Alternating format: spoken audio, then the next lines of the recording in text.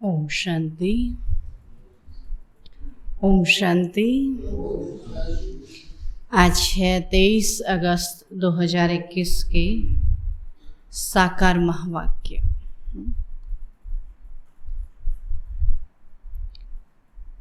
आज बाबा बोले, मीठे बच्चे अपने आप से वायदा करो। मीठे बच्चे अपने आप से वायदा करो कि हमें बहुत बहुत मीठा बनना है, कि हमें बहुत बहुत मीठा बनना है। सबको सुख की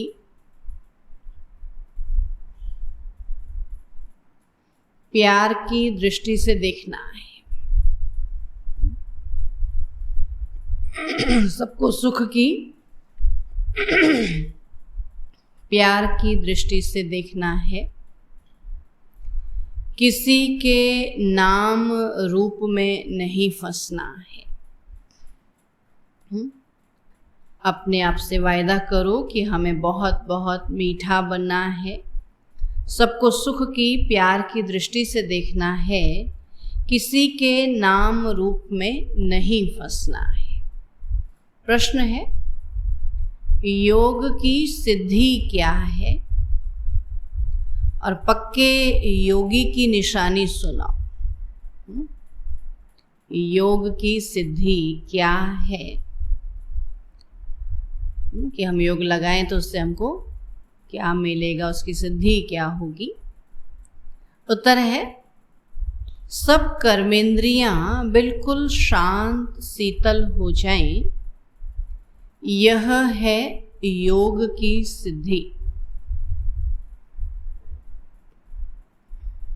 सब कर्मेंद्रियां बिल्कुल शांत शीतल हो जाएं, यह है योग की सिद्धि। पक्के योगी बचे वह जिनकी कर्मेंद्रियां जरा भी चंचल न हो। पक्के योगी बचे वह जिनकी कर्मेंद्रियां जरा भी चंचल न हो। रिंचक भी किसी देहधारी में आंख न डूबे। रिंचक भी किसी देहधारी में आंख न डूबे। मीठे बच्चे अब तुम जवान नहीं, तुम्हारी वानप्रस्थ अवस्था है। अब कितने बुजुर्ग हो गए ना, सब वानप्रस्थे हो गए हैं। इसे न देह न देहधारियों में किसी में भी आंख न डूबे। गीत है, जाग सजनिया जाग, नवयुग आया आज। ओम शांति। मीठे मीठे रूहानी बच्चों ने गीत सुना। इसके अर्थ पर दिल में विचार सागर मंथन करना है और खुशी में आना है, क्योंकि यह है नई दुनिया के लिए नई बातें। और यह नई बातें अभी सुननी है। तो बच्चे अब जानते हैं कि नई दुनिया स्थापन करने वाला कोई मनुष्य नहीं हो सकता। तुम जब यह बातें सुनते हो तो समझते हो कि यह तो 5000 वर्ष पहले वाली पुरानी बातें, कल्प पहले भी सुनी थी, अभी भी सुन रही, जो फिर नए सिरे सुनाई जाती है। तो पुरानी सो नई और नई सो पुरानी हो जाती है। तो अभी तुम जानते हो 5000 वर्ष पहले वाली वही बातें बाबा नई करके सुनाते हैं। बातें वही हैं। किस लिए सुनाते हैं? बाबा वही बातें किस लिए सुनाते हैं? नई दुनिया का वर्षा पानी। इसमें ज्ञान डांस करना होता है, तो भक्ति में भी बहुत डांस करते। चारों तरफ फेरे लगाते डांस करते। नहीं, दुनिया भर में तीर्थों में जाते हैं, डांस करते रहते हैं। अब ज्ञान का डांस तो बिल्कुल सहज है, उसमें कर्मेंद्रियां बहुत चलती हैं, मेहनत करनी। जो दुनिया का डांस करते हैं ना, उसमें कर्मेंद्रियां बहुत चलती हैं, मेहनत करनी पड़ती है, लेकिन ज्ञान का डांस तो सहज है। ये तो सिर्फ अंदर में ज्ञान डांस चलता है कि सृष्टि चक्र कैसे फिरता है, वह नॉलेज बुद्धि में है, इसमें कोई तकलीफ नहीं। हाँ, याद में मेहनत लगती है और बच्चे कई फेल हो पड़ते हैं, कहाँ न कहाँ गिर पड़ते हैं। तो सबसे मुख्य बात है नाम रूप में नहीं फंसना है। स्त्री पुरुष कामवश नाम रूप में फंसते हैं ना, क्रोध नाम रूप में नहीं फंसाता है ना। तो पहले पहले यह जिसकी बड़ी संभाल करनी है ना, मुख्य विकार बाबा कहते काम विकार, जिसकी बड़ी संभाल करनी है, कोई के भी नाम रूप में नहीं फंसना है। अपने को आत्मा समझना है और हम आत्मा अशरीरी आई थी और अब अशरीरी होकर जाना है। इस शरीर का भान तोड़ना है। तो यह नाम रूप में फंसने की बहुत खराब बीमारी है। तो बाप सावधानी देते हैं बच्चों को। कोई कोई इस बात को समझते ही नहीं है। कहते हैं बाबा नाहिक ऐसे कहते हैं कि नाम रूप में फंसे। बोला हम नहीं फंसे हैं, खाली बाबा यूं ही कहते हैं। बाबा भी तो देख रहा है ना। परंतु यह गुप्त बीमारी है, इसलिए साजन सजनियों को, साजन है शिव बाबा, सजनियां हैं हम बच्चे, तो साजन सजनियों को अथवा बाप बच्चों को जगाते कि बच्चे जागो, अभी फिर से कलयुग के बाद सतयुग आना है। तो बाप ज्योति जगाने आते हैं और मनुष्य मरते हैं तो उनकी ज्योति जगाते हैं। फिर दीपक की संभाल करते हैं कि बुझ ना जाए। दीपक का भी ध्यान देते हैं ना, बाबा के यहाँ भी ध्यान देना ना, आत्मा रूपी दीपक कहीं देह में भटक ना जाए। तो मनुष्य मरते तो बाबा के ध्यान देते कि दीपक बुझ ना जाए, आत्मा को अंधियारा न हो। तो वास्तव में ये सब भक्ति मार्ग की बातें हैं। आत्मा तो सेकंड में चली जाती है, तो कई लोग ज्योति को भी भगवान मानते हैं और ब्रह्म को बड़ी ज्योति कहते हैं। ब्रह्म समाजियों का मंदिर होता है, जहाँ रात दिन ज्योति जगती है। कितना खर्चा होता है, फालतू घृत जाता है। अब यहाँ वह कुछ भी डालने का है ही नहीं। यहाँ ऐसे ज्योति जगाने की बात नहीं है, तो आत्मा की ज्योति जगानी है ना। तो याद जो है वो घृत का काम करती है। तो याद रूपी घृत है। तो मीठे मीठे बच्चे यह समझते हैं और नई बात होने के कारण ही झगड़ा होता है ना। ज्ञान नया है ना, इसीलिए बाबा कहते समझ नहीं आता, इसलिए झगड़ा करते हैं। तो बाबा कहते हैं मैं आता हूँ स्वीट चिल्ड्रन के पास और भारत में ही आता हूँ। अपना जन्म देश सबको प्यारा लगता है ना। तो बाबा का भी जन्म कहाँ होता, भारत में ही। तो बाबा कहते भारत ही प्यारा लगता है ना। बाबा को तो सब प्यारे लगते हैं, फिर भी मैं अपने भारत देश में ही आता हूँ। बाबा कहते सारा विश्व मेरा है, लेकिन मुझे फिर भी भारत ही प्यारा है, क्योंकि यही जन्म लेता हूँ। तो गीता में अगर कृष्ण का नाम नहीं होता तो सब मनुष्य मात्र शिव बाबा को मानते, है ना। फिर समझ आ जाती ना, अभी तो क्या कहते हैं हम शास्त्रों को कैसे करें। तो शिव के मंदिर में कितने जाते हैं। बड़े ते बड़ा मंदिर सोमनाथ का था, अभी तो कितने ढेर के ढेर मंदिर बने हैं। कृष्ण को इतना सब मानते नहीं है ना। कृष्णपंथी बहुत कम है, कई तो राम को मानते, कोई राधे को मानते हैं ना, बाबा कहते हैं, लेकिन शिव को तो सब मानते हैं। तो कृष्ण को इतना सब मानते नहीं जितना बेहद के बाप को मानते हैं। तो इस समय तुमको इन जैसी प्यारी वस्तु और कोई है ही नहीं। इसमें साकार की महिमा कोई है ही नहीं, यहाँ तो निराकार की महिमा है। ये तो निराकार की महिमा है जो अभोक्ता है, जबकि बेहद का बाप स्वर्ग का रचयिता है, तो उससे स्वर्ग का वर्षा लेने का पुरुषार्थ करना चाहिए ना। बाबा देने आया है, लेकिन फिर लेने का भी तो पुरुषार्थ करना चाहिए ना। जैसे आजकल देखो ना, पानी की शॉर्टेज होती है, पानी देने वाला आता है, लेकिन हमको भी लेने जाना पड़ता है, और लेने के साथ साथ हमको बर्तन भी तो चाहिए ना। पानी तो ढेर सारा, लेकिन बर्तन है ही नहीं। तो ऐसे बाबा कहते, बाबा भी ज्ञान का सागर है, लेकिन हमारा बर्तन, बुद्धि रूपी बर्तन कैसा है? तो बाबा कहते हैं कि लेना तो चाहिए ना। आजकल करते करते काल खा जाएगा। कई लोग कहते हैं ना, कल से आएंगे, अभी ये हो जाए फिर कल से आएंगे, है ना। और ऐसे करते करते कितने चले गए। हम कहते हैं उनका समय तो आया ही नहीं।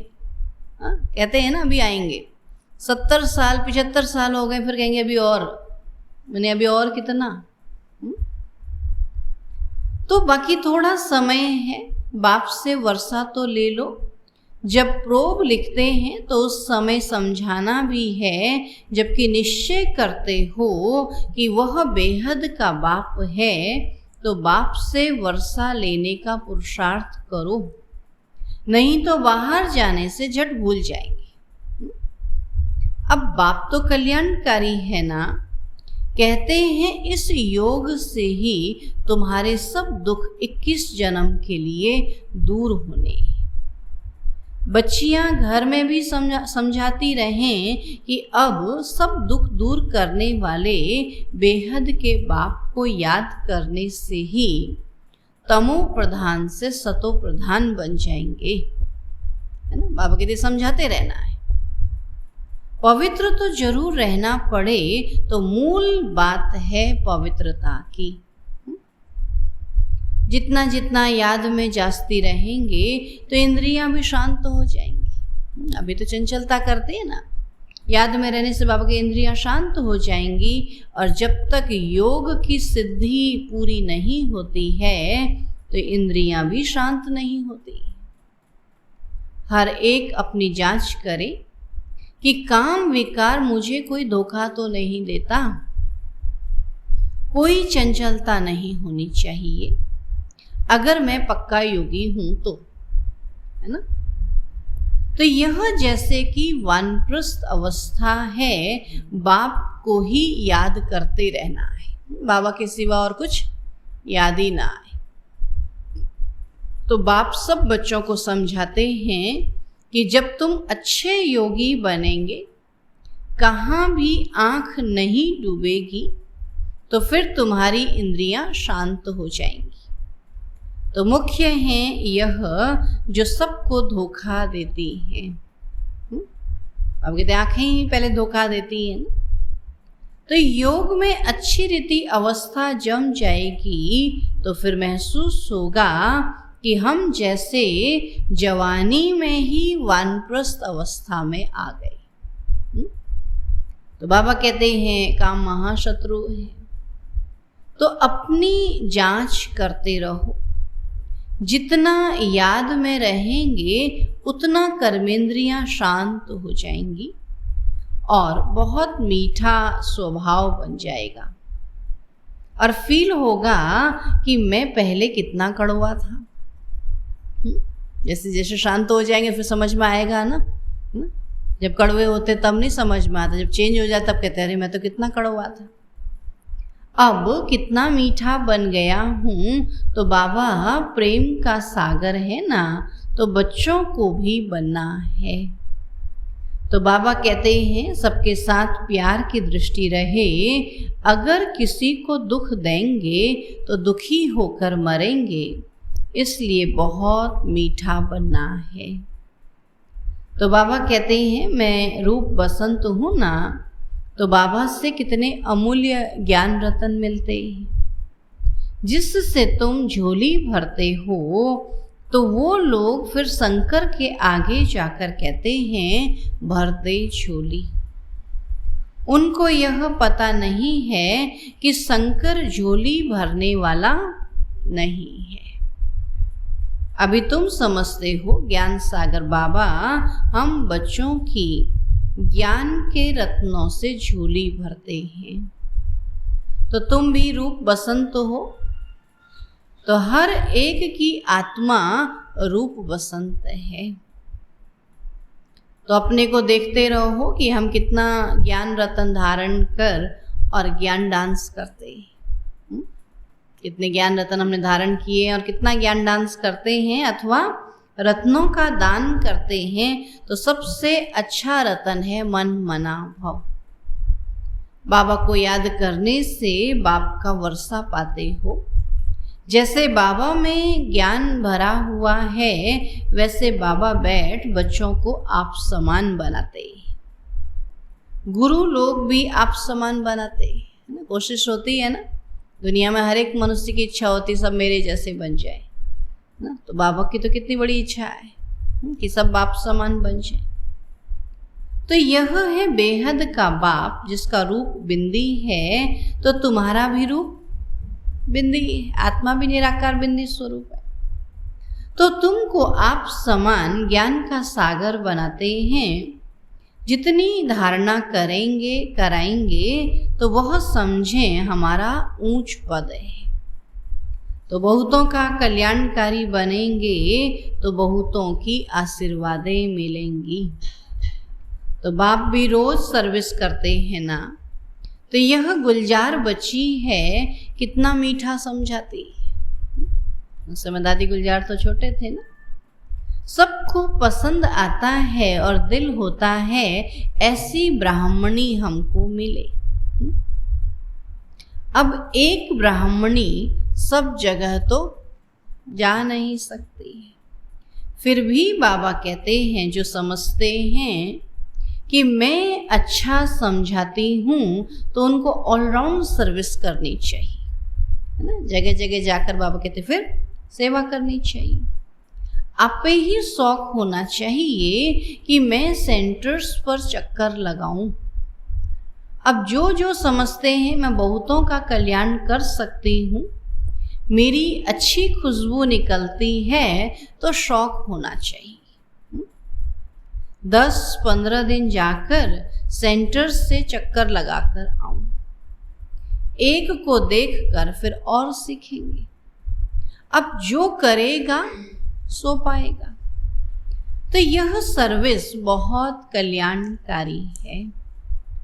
तो तुम मनुष्यों को जियादान देते हो और यह बड़ा उत्तम ते उत्तम काम है। धंधे वाले भी युक्ति से टाइम निकाल सर्विस पर जा सकते हैं। सुना, बाबा के नौकरी वाले भी सेवा पे जा सकते हैं और यहाँ तो सब फ्री है ना, तो फिर क्यों नहीं सेवा में जा सकते। सर्विसेबल को तो बाप प्यार भी करेंगे तो परवरिश भी करेंगे। जिनको सर्विस का शौक होगा वह सर्विस बिगर रह नहीं सकेंगे। तो बाबा मदद भी करते हैं ना। तो बच्चों को बहुत रहम दिल बनना है। विचारों की बहुत दुखी जीवन है। तुम जियादान देते हो तो किसी को अविनाशी ज्ञान रत्नों का दान करना, इन जैसा सर्वोत्तम ज्ञान दान कोई है ही नहीं। बहुत रहम दिल बनना है। बाबा कहते ब्राह्मणी कमजोर होने के कारण सर्विस ढीली हो पड़ती है। अगर ब्राह्मणी कमजोर है बाबा की फिर सेवा नहीं हो पाएगी। इसलिए फिर अच्छी टीचर की मांगनी करते हैं और जब भी विचार आए तो चले जाना चाहिए। सुना क्या कहता बाबा, जब भी विचार आए कि सेवा की जरूरत है हमको जाना चाहिए तो चले जाना चाहिए। बाबा कौन सा सेंटर ठंडा है हम जाकर चक्कर लगाकर आए। तो प्रदर्शनी के चित्र भी हैं और चित्र पर जास्ती अच्छी रीति समझेंगे। तो ख्याल चलाना चाहिए कि हम सर्विस कैसे बढ़ाएं। तो बाप भी सबका जीवन हीरे जैसा बनाते हैं, तो तुम बच्चों को भी सर्विस करनी है। वंदे मातरम गाया जाता है, परंतु अर्थ नहीं समझते। पतित मनुष्यों की अथवा पृथ्वी आदि की कभी वंदना नहीं की जाती है ना। वंदना तो परमात्मा की करते हैं ना, लेकिन मनुष्य तो क्या करते हैं, धरती की भी पूजन करते हैं। तो बाबा कहते हैं मनुष्यों का भी पूजन करते हैं, वायु का भी, सभी का पूजन करते हैं ना। आज देखो पांचों तत्वों की पूजा करते हैं, लेकिन बाबा कहते हैं पतित मनुष्यों की या पृथ्वी आदि की कभी वंदना नहीं की जाती। ये तो 5 तत्व हैं, उनकी क्या वंदना करेंगे। 5 तत्वों से बना हुआ शरीर है, तो शरीर की पूजा करना हो गई भूत की पूजा। बुत बनाते हैं ना, पुतला जिसको कहते हैं। तो शिव बाबा को तो शरीर है ही नहीं, उनकी पूजा है सबसे उत्तम ना। निराकार शिव बाबा को याद करना ना, बाबा उनकी पूजा करना सबसे उत्तम है। बाकी है मध्यम, और आजकल तो मनुष्यों को भी पूजते रहते हैं है ना। देवताओं को पूजना फिर मध्यम हो गया, और पतित मनुष्यों को पूजना तो कनिष्ठ हो गया। तो बाबा कहते आजकल तो मनुष्यों को भी पूजते रहते हैं, वो हैं पतित। महान आत्माएं तो देवताएं होती हैं, और सन्यासियों से वह जास्ती पवित्र होते हैं।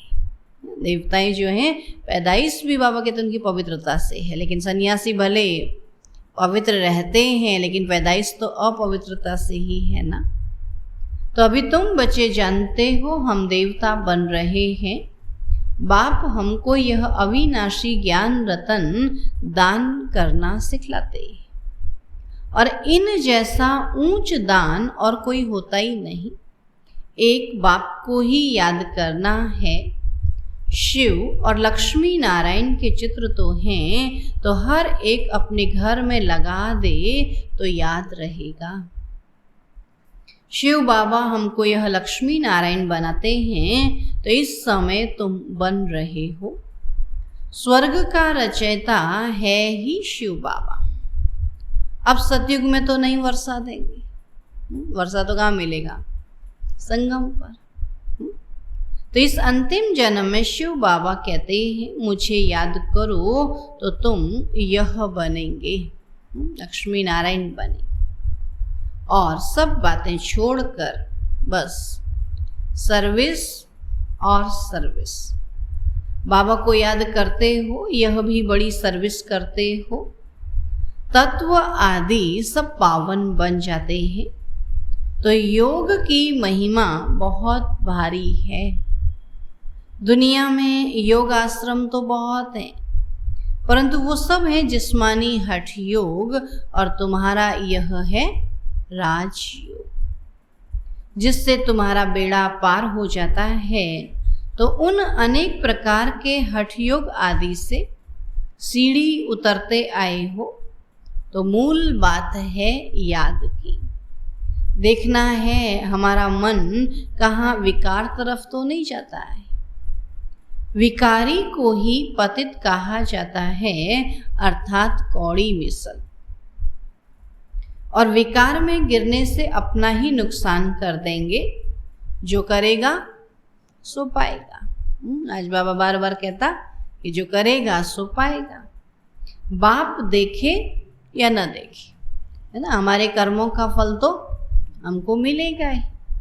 तो अपने को चेक करना है, हम बाबा की सर्विस करते हैं, हमारे में कोई अवगुण तो नहीं है। अगर हैं तो निकाल देना चाहिए। अपने से अवगुणों को निकालने के लिए बाप बहुत समझाते रहते हैं। बाबा कहते निर्गुण का भी अर्थ कोई नहीं समझते। निर्गुण बालक की मंडली क्या कर सकेगी जिसमें कोई गुण ही नहीं। बिगर अर्थ जो आया सो कह देते। बाबा कहते अनेक मत है ना, तुमको एक मत मिलती है। वो तो निर्गुण बालक बाबा जिसमें गुण ही नहीं, अब वो क्या मंडली बनेगी भला। तो तुमको एक मत मिलती है जिससे तुमको तो अथाह खुशी होनी चाहिए। बाप सिर्फ कहते हैं कि मुझे याद करो और कमल फूल समान बनो, मनसा वाचा कर्मणा पवित्र बनो। तुम बच्चे जानते हो हम ब्राह्मण श्रीमत पर अपने ही तन मन धन से अपनी और सारे विश्व की सेवा कर रहे हैं। अब बाप आएंगे तो भारत में ना, तुम पांडव भारत को स्वर्ग बनाने की सेवा कर रहे हो। तुम अपना काम करते हो, आखिर विजय तो पांडवों की ही होनी है, इसमें लड़ाई की बात ही नहीं। तो तुम हो डबल नॉन वायलेंस, न विकार में जाते हो और न गोली चलाते हो। किसी को गोली थोड़ी मारते हैं। वायलेंस में कोई भी, बाबा कहते हिंसा से कोई भी विश्व पर बादशाही पा न सके। अब कहते अहिंसा से विजय पाई जा सकती, हिंसा से नहीं। तो बाबा ने समझाया है वह दोनों, क्रिश्चियन में दो पार्टियां हो गई ना, तो बाबा कहते वो क्रिश्चियन दोनों पार्टियां अगर आपस में मिल जाएं तो विश्व पर राज्य कर सकते हैं। परंतु ड्रामा में ऐसा है ही नहीं। क्रिश्चियन ने ही कृष्णपुरी को हक किया है। असल तो भारत कृष्ण की ही पुरी था ना, लड़कर बादशाही ली, बहुत धन ले गए और अभी फिर धन वापस होता जाता है ना। और जब सारा धन वापस आ जाएगा फिर बाबा की लड़ाई होगी। अभी धन वापस होता जाता है और फिर तुम विश्व के मालिक बन जाते हो। तो बाबा कितनी युक्तियां बताते हैं। उन्होंने ही तुम्हारा राज्य छीना है, फिर वह आपस में लड़ते हैं और विश्व के मालिक तुम बन जाते हो। तो कितनी बड़ी बादशाही है। मेहनत सिर्फ इसमें है कि याद करते रहो और अपना वर्षा लो। इसमें तंग नहीं होना चाहिए, है ना। बाबा को याद करने में बाबा के तंग नहीं होना चाहिए। अच्छा, मीठे मीठे सिकील अधे बच्चों प्रति माता पिता बाप दादा का याद प्यार और गुड मॉर्निंग। रूहानी बाप की रूहानी बच्चों को नमस्ते। हम रूहानी बच्चों की रूहानी बाप दादा को नमस्ते नमस्ते नमस्ते। ताड़ना के लिए मुख्य सार है, दूसरी सब बातों को छोड़कर ज्ञान दान करना है। दूसरी सब बातों को छोड़कर ज्ञान दान करना है। रूप बसंत बनना है। रूप बसंत बनना है। अपने अवगुणों को निकालने का पुरुषार्थ करना है। अपने अवगुणों को निकालने का पुरुषार्थ करना है। दूसरों को नहीं देखना है। दूसरों को नहीं देखना है। दूसरा पॉइंट है, अपना स्वभाव बहुत मीठा बनाना है। अपना स्वभाव बहुत मीठा बनाना है। सबके प्रति प्यार की दृष्टि रखनी है। सबके प्रति प्यार की दृष्टि रखनी है। किसी को भी दुख नहीं देना है। किसी को भी दुख नहीं देना है। कर्मेंद्रिय जीत बनना है।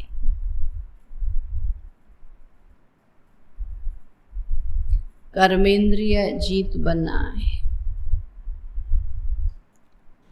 आज का वरदान है, अमृत वेले की मदद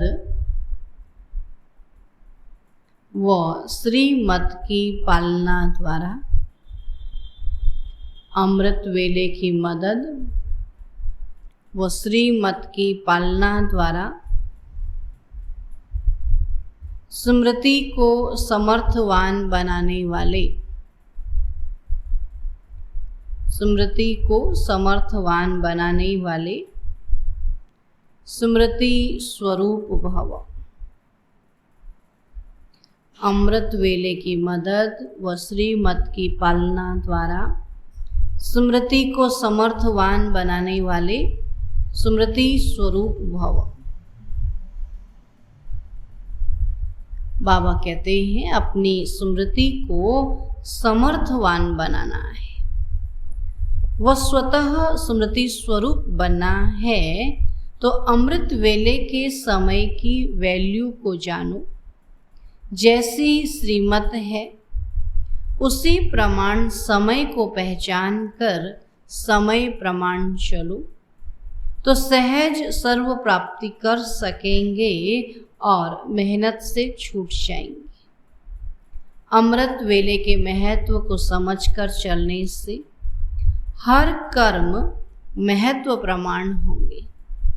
उस समय विशेष साइलेंस रहती है, इसलिए सहज स्मृति को समर्थवान बना सकते हो, है ना। अमृत वेला बाबा कहते हैं शांति होती है तो हमारी स्मृति क्या है, अपने आप से शक्तिशाली बन सकती है। स्लोगन है, याद और निस्वार्थ सेवा द्वारा।